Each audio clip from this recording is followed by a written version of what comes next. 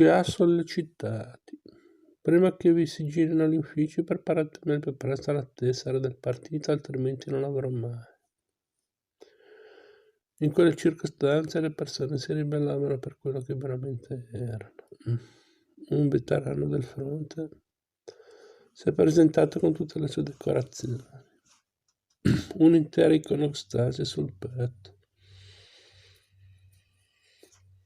Ha restituito la sua tessera che le avevano consegnato al fronte dichiarando: non voglio essere membro dello stesso partito e di quel traditore di Gorbaciov.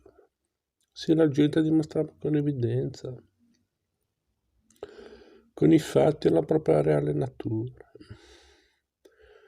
sia agli sconosciuti, sia alle persone più vicine, persino ai familiari.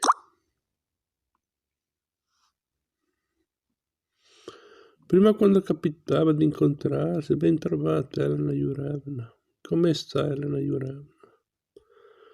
Ma adesso, quando mi vedono da lontano, passano sull'altro marciapiede per non dovermi salutare, il direttore della migliore scuola del circondario.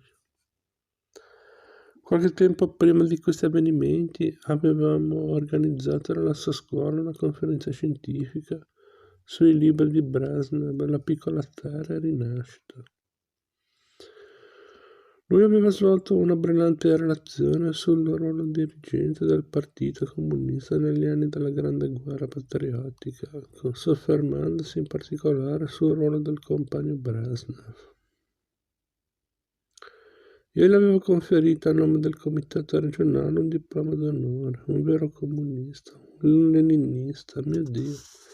Di lì a meno di un mese mi ha incontrato per strada e si è messo a inveire: per voi è finita, risponderete di tutto, a cominciare da Stalin. Quegli insulti mi hanno fatto mancare il respiro. A me diceva queste cose.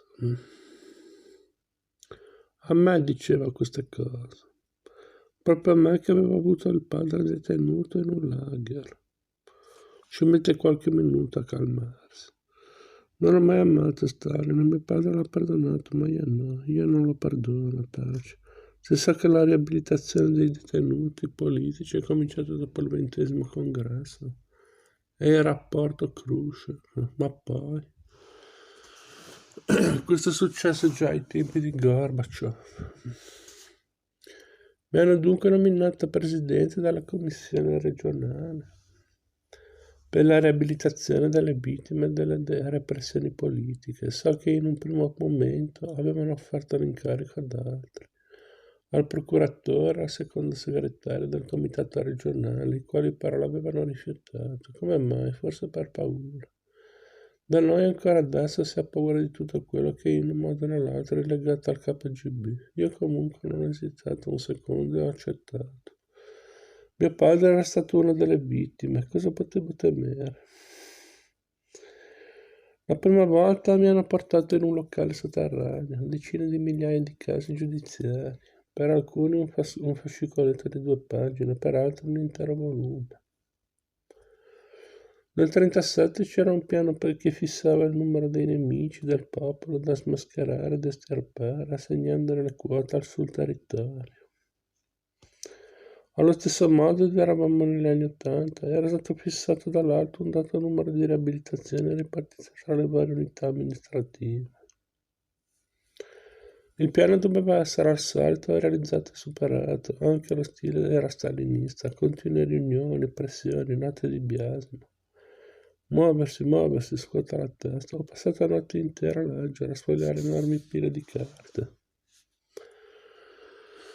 Voglio essere sincera, del tutto sincera. Mi si rizzavano i capelli in testa. Il fratello denunciava suo fratello, il vicino denunciava il suo vicino, perché avevano bisticciato per l'orto o per una stanza in un appartamento di coabitazione. Qualcuno aveva cantato a un banchetto nuziale una strofetta al gran Giorgiano Stalin: ne siamo grati, che andiamo ben vestiti e ben calzati. Bastava una cosa del genere, se da una parte il sistema macinava la gente, dall'altra anche la gente ci metteva del suo con le denunce, dando una mano al sistema. Sembrava anzi che non aspettassero altro. In qualsiasi appartamento di coabitazione ci vivono 5 famiglie, 27 persone, una cucina e un cesso in comune, 2 vicine hanno una stanza attigua. Diventano amiche, una ha una bimba di 5 anni, l'altra vive sola. Nell'appartamento di coabitazione di norma ci si sorveglia l'un l'altro, si spiano le conversazioni. Chi ha una stanza di 10 metri quadri invidia chi ne ha una di 25. Così cosa ci vuoi fare? La vita. Ed ecco che di notte arriva un corvo nero a arrestare la madre della bambina piccola. Prima che la portino via riesce a gridare all'amica: se non torno prendi con te mia figlia. Non lasciare che la mettano in un orfanotrofio. Era vicina, ha preso con sé la piccola. Le hanno insegnato un'altra stanza. Scusate, le hanno assegnato un'altra stanza. La bambina ha cominciato a chiamarla mamma. Mamma mia, Ania. Sono passati 17 anni. Dopo 17 anni è tornata la vera mamma. Non la finiva di baciare le mani e i piedi dalla sua amica. Le favole di solito finiscono così, ma nella vita reale le cose vanno in altro modo, senza lieto fine.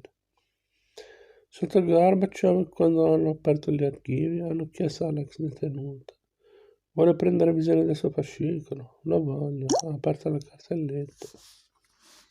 Il primo foglio era una delazione, una calligrafia familiare, quella della vicina, di mamma Ania. Era senza lei denunciare. Lei ci capisce qualcosa, io no. E neanche quella donna ci ha capito più niente. È andata a casa e si è impiccata. Tace, io sono ateo. Ma ne avrei di domandare a fare a Dio. Ricordo le parole di papà. All'Agher si può sopravvivere, ma non agli uomini. E diceva anche: crepa tu oggi, che domani crepo io. Queste parole non le avevo sentite per la prima volta nell'Agher, ma in bocca al nostro vicino Carpuscia, che aveva passato la vita a litigarsi con i miei genitori a causa delle nostre galline che sconfinavano nelle sue aiuole. Correva sotto le nostre finestre con un fucile da caccia in mano. Tace. Il 23 agosto hanno arrestato i membri del comitato per lo stato d'emergenza. Il ministro degli interni Puga si è suicidato, ma non senza prima uccidere la moglie. La gente era tutta contenta. Si è sparato a Puga. Il maresciallo Akromev si è impiccato nel suo ufficio al Cremlino. Ci sono state altre morti sospette. Nikolai Kruchina, amministratore del comitato centrale del partito, è precipitato dalla finestra del quinto piano. Suicidio o assassinio? Ce lo si domanda tuttora. Resta in silenzio, ma anche continuare a vivere non è semplice. Persino uscire in strada e incrociare qualcuno. E allora? Già da molti anni vivevo sola. Mia figlia si era sposata con un ufficiale e si era trasferita a Vladivostok. Mio marito era morto di cancro. La sera rientravo nell'appartamento deserto. Non sono un tipo debole, ma mi venivano in mente delle strane idee, terribili. Sarò sincero, ci ho pensato. Tacio. Per qualche tempo abbiamo continuato ad andare a lavoro al comitato regionale. Ci chiudevamo nei nostri uffici, guardavamo i notiziari, la televisione, aspettavamo, speravamo malgrado tutto. Dove era il nostro partito, il nostro invincibile partito alnignano? Il mondo era crollato. Ci hanno telefonato da un Colcat, dei contadini armati di falcetti, forconi e fucili da caccia.